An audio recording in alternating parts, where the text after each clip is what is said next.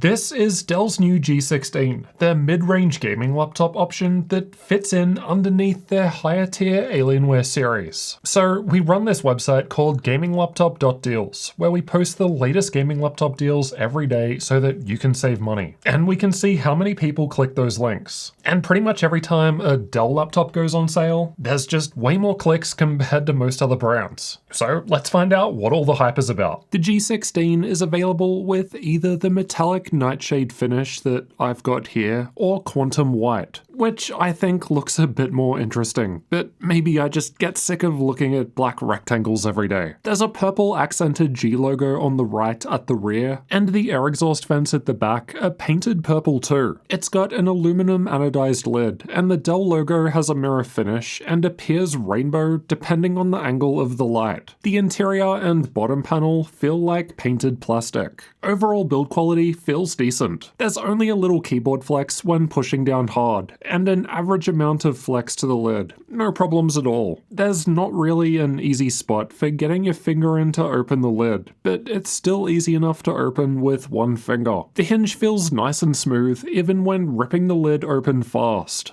And there's only a small amount of screen wobble when typing hard. It is on the thicker side, but hopefully this means more room for cooling and better performance. The laptop alone weighs 6 pounds or 2.7 kilos, increasing to 9.5 pounds or 4.3 kilos with the 330 watt charger included. Definitely on the heavier side. I have no idea why Dell is using this massive 330 watt charger. Normally, we only see 330 watts needed with more powerful RTX 4080 or 4090 graphics. Maybe they're trying to clear out old chunky stock. My config has Intel's Core i9-13900HX processor, RTX 4070 graphics, 32 gigs of RAM, and a 16-inch 165Hz screen. There are lower specs for less money though. You can customize it with the link below. The keyboard has a single zone of RGB backlighting, and all keys and secondary functions get lit up. There are 2 levels of key brightness available with the F7 shortcut, but there's more customization available through the Alienware Command Center software in the Alien FX tab. I liked typing on the keyboard. Keys have a subtle clicky feel.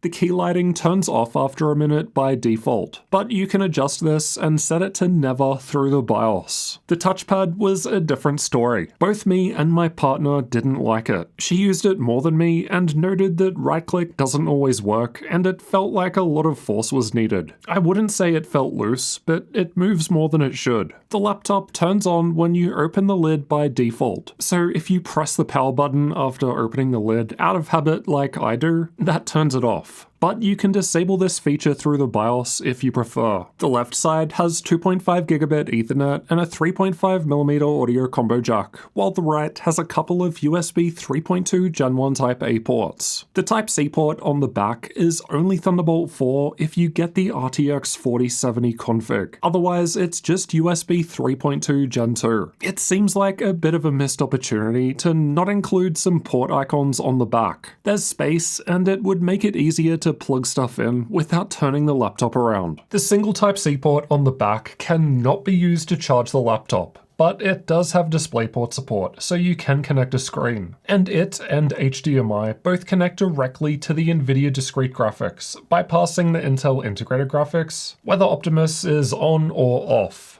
And we confirmed HDMI could run our LG B9 TV at 4K 120Hz 12-bit with G-Sync. Getting inside requires unscrewing 10 Phillips head screws. Only 6 of them come out, all the same length. The rest stay in and lift the front corners to help with opening. I still found it difficult to open from this point, even with my usual pry tools, so I'll leave a link to them below. There are more screws on the back near the ports, but you don't need to touch these to open it. Inside, we've got the battery down the front, 2 memory slots near the middle, 2 PCIe Gen 4 M.2 slots to the left with metal covers, and the Wi-Fi 6 card on the right. The installed SSD is smaller, so only has a small cover that you won't be able to use if you swap it with a larger SSD. Well, you could use the included longer one, but if you have 2 longer SSDs, then you only have 1 cover. The speeds from the installed 1TB SSD were decent, and Wi-Fi was slightly faster compared compared to last year's G15, which used the same Intel Wi-Fi card. The upgradability score is as good as we've seen from a laptop this size, as we can change both memory slots, the Wi-Fi, and both M.2 storage slots. Plus, there's plenty of space to fit our 4TB drive with chips on both sides in either slot. The speakers are found towards the front on the left and right sides. They don't sound great, tinny without any bass. I could remove the tinny sound by turning off the built-in Dolby effects, but then it sounded more muffled and less clear. The latency mon results aren't good, but we've definitely had a lot more worse results this year. The G16 is powered by a 6-cell 86Wh battery. The Dell Power Manager software gives you some options to control when the battery charges, which should help improve the battery's lifespan. Battery life wasn't very good, lasting for almost 4.5 hours in our YouTube video playback test. Last year's G15 with the same sized battery lasted 35% longer. But then again, it's not far away from other current gen laptops with similar battery sizes. Let's check out thermals next. The G16 has 2 fans, but the heat pipes aren't accessible without taking out the motherboard. Dell's website notes that select configurations use a vapor chamber cooler and element 31, basically Dell's liquid metal, but it doesn't specify which ones. Given I've got the max spec, I'm assuming we have that here. There are holes underneath directly above the fans for air intake, and through the vents at the back above the keyboard. Air gets exhausted out of the back from the left and right sides, and out the back towards the corners. Alienware's Command Center software lets us pick between these different performance modes, which from lowest to highest are quiet, balanced, and performance. There's also custom mode, which gives us CPU overclocking control of clock speed and voltage, but I haven't modified that. There's also turbo mode, which is turned on or off with the G key, the F9 shortcut. For some reason, this is separate to the modes available through software, and can only be turned on or off with this keyboard shortcut, despite the fact that it tells you it's on in software, and it sets the fans to max speed. Just quickly, while we're talking about the software, like the recent Alienware X16 review, the Command Center software just took a minute or two to open. After going into add or remove programs in Windows, we got prompted with an update, which is lucky because I was looking to uninstall it and reinstall it manually. The update took ages to install, but after going from this version to this version, it's way better, and the software opens within a few seconds most of the time. So if your software is slow, then check the version of Command Center.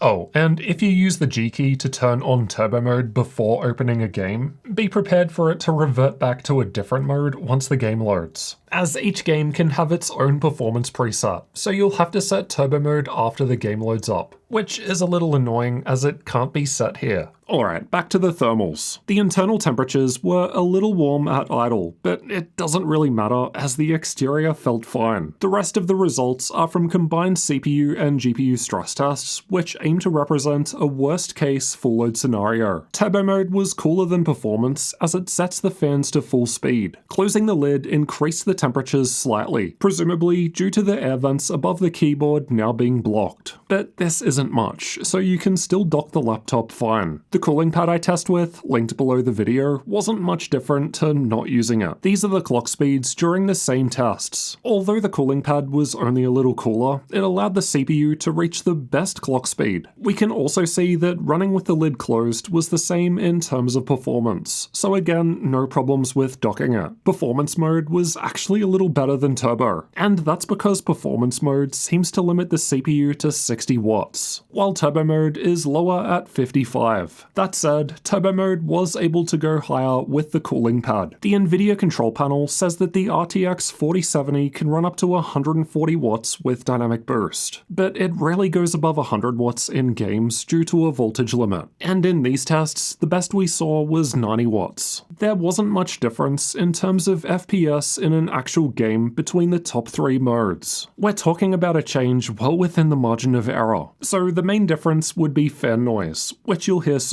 The CPU can use way more than just 60 watts of power if the GPU is idle, like in Cinebench. We've got some wide power ranges here, as the power level was constantly fluctuating during the test. It's the lowest multi-core score from any Intel i9 13th Gen HX laptop tested so far, but the single-core performance was in line with the others. This must be a result of the power fluctuations mentioned earlier. It was like the power just didn't stay maxed out the entire time and instead dipped briefly and constantly. Perhaps some limit to prevent it getting too hot. Still though, this is a 40% lead over last year's G15, as HX was only found in top-end models back then. Performance lowers if we unplug the charger and instead run purely off of battery power. Dell's G16 was now the 4th highest score out of 140 laptops tested. Yeah, it still lost around 6,000 points by unplugging the charger, but other laptops lost way more. The decent performance on battery may help explain the lower battery life discussed earlier. Most laptops I test are in the low 30 degrees Celsius range on the keyboard at idle, and the G16 was in line with this. The back area is hotter, but you don't need to touch there. It's warmer with the stress test running, but the keyboard still felt fine. It's fairly similar in the higher balanced mode. It is using more power now, but the fans are louder to compensate. Performance mode was much the same. The WASD area felt a little warm, but it's perfectly fine. The highest turbo mode was a little cooler, but it's also a fair bit louder now too. Let's have a listen.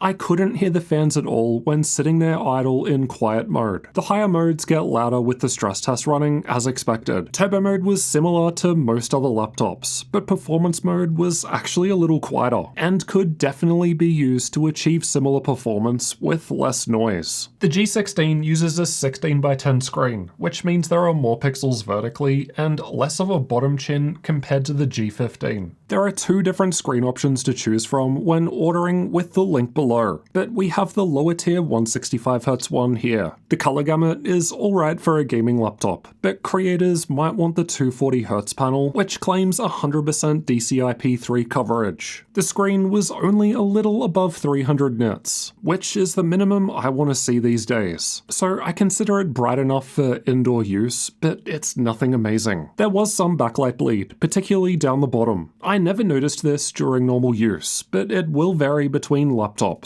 The average greater gray screen response time was great, with all measured transitions below the 6.06 milliseconds needed to occur within the 165Hz refresh window. There was some overshoot and undershoot, indicating a panel overdrive mode enabled, but there's nowhere in software to change it. It's decent compared to other 165Hz laptops with the same resolution. It's actually using the same panel as Alienware's higher tier X16, and it's much faster compared to last year's G15 with 1080p 165Hz screen. The total system latency is the amount of time between a mouse click and when a gunshot fire appears on the screen in CSGO. It's a little faster than last year's G15, but beaten by other 16-inch laptops that I consider to be in the same class. But that said, a few milliseconds won't be noticed by most. The G16 has a classic mux switch, but it's only available through the BIOS rather than software. You don't have to do this though, because it also has Advanced Optimus through the NVIDIA control panel, and G-Sync is available when Optimus is disabled. There's a 720p camera above the screen, but there is no IR for Windows Hello Face Unlock. Here's how the camera and microphones look and sound, and this is what it sounds like while typing on the keyboard.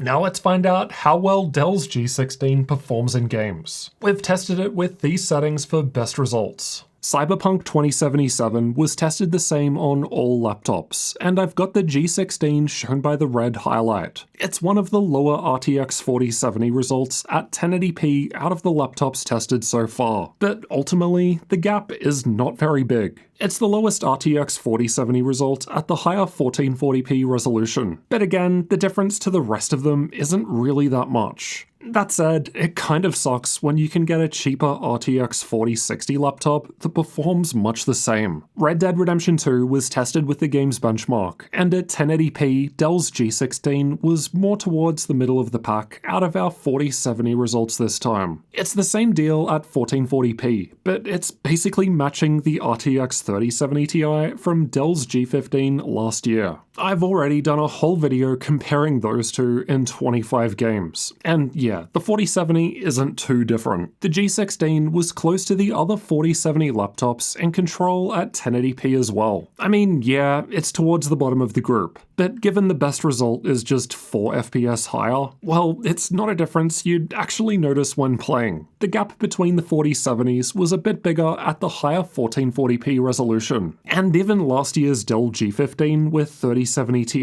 had a nice lead in terms of 1% lows, which means less dips in performance. Here are the 3D Mark results for those that find them useful. Now for some content creator tests. The results were a bit of a mixed bag. Sometimes the G16 was one of the lowest 4070 results, just like some of the games. But then in other tests, it was one of the best, so it really varies depending on the specific workload. The BIOS provides a lot of customization compared to most other laptops out there, with the only exception being MSI. I mean, just look at all these options. My only criticism is it would have been nice if some of the functions were also available through software, like controlling how long the keys stay lit. Linux support was tested with an Ubuntu 23.04 Live CD. By default, the keyboard, touchpad, camera, speakers, Ethernet, and Wi-Fi all worked. Keyboard shortcuts for adjusting screen brightness and volume all work, but changing keyboard lighting did not. Pricing and availability will change over time, so check the link below the video for updates and current sales. And if the G16 does have a good sale, we'll be sure to add it to our gaminglaptop.deals website. We update that every day to include all of the latest sales, so make sure you check it out regularly to save money on your next gaming laptop. A few days ago, Dell's G16 started from $1,450 with the RTX 4050, not cheap. But while making this video, it seems like they've lowered it to $1,300, or $1,000 with this sale that's currently running.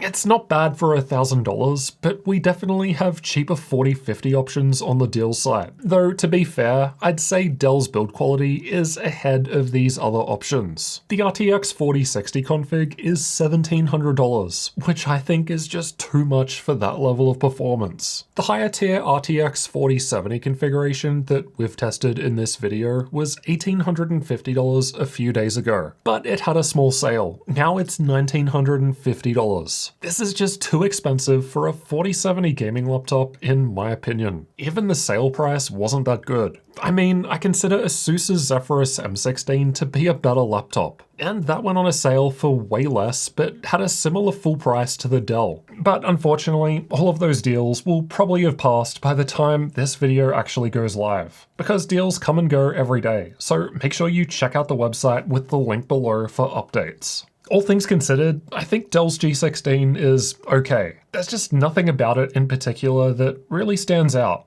It's fairly thick compared to others, yet it delivered the lowest CPU performance from a 13th gen Intel i9-HX processor out of any laptop we've tested so far. At least with the charger connected, because performance when running on battery power was actually quite good. But that's one of its few clear advantages. And this seems to be at the expense of poor battery life compared to other laptops. I have no idea why it comes with such a large 330 watt power brick. RTX 4070 and below just don't need this giant thing. The software sucked initially, but it was all good after an update, so make sure you do that. We did not like the touchpad. And overall, the G16 package just seems pricey for what you're getting compared to other options. At least in the US market. It does seem like Dell gaming laptops might be better value in many other regions. So this may vary, but still, it would have to be a pretty good deal compared to other options, or my only choice for me to really go for it. The fact is, I just think there are better laptops for less money. Like this one. It's Lenovo's Legion Slim 5, and you can find out all about it in this video next. I'd consider that to be one of the best mid-range gaming laptops available right now, and it costs less than the G16, but that's not particularly hard to pull off.